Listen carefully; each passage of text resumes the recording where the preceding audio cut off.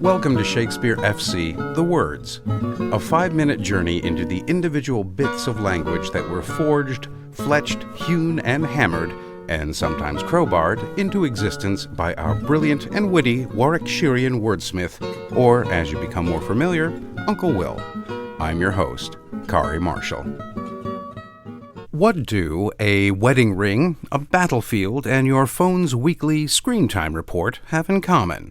A word that, with the addition of a lovey-dovey prefix, would describe two people pledging to spend their lives together. Another, where nations demonstrate their commitment to peace by launching extremely expensive boom-boom objects at one another with jingoistic gingerness. Or a mental state, where you are fully present in the moment.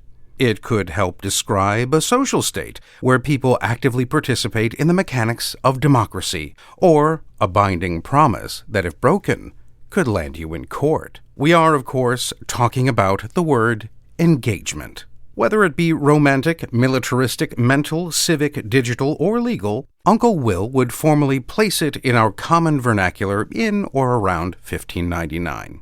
Today we think of engagement as something desirable, generally. Something we want with a positive or at least proactive ring to it. Engaged citizens, engaged students, engaged podcast audiences.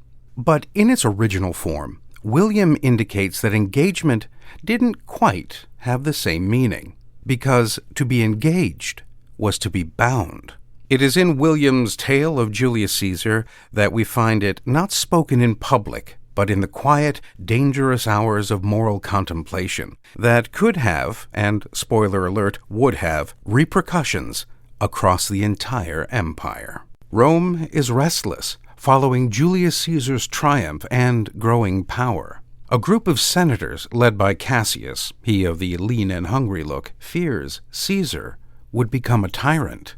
In Act 2, Scene 1, Brutus is visited by the conspirators as they finalize their plans for the assassination. They depart and leave Brutus to inwardly ruminate on what must be done. Portia, his wife, enters and confronts him about his strange and distant behavior, saying that she has endured self-inflicted pain by voluntarily wounding herself. She is worthy to hear his troubles and keep counsel. I have made strong proof of my constancy, giving myself a voluntary wound here in the thigh.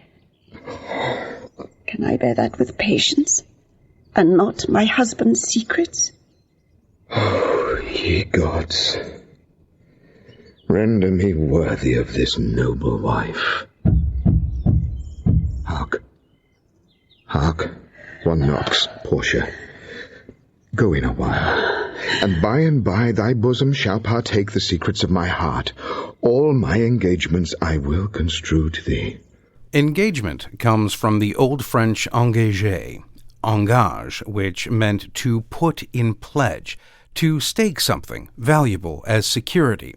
Originally, it meant to pawn oneself, to give your word and with it your future. Only later did it soften into romance, employment contracts, or social media analytics.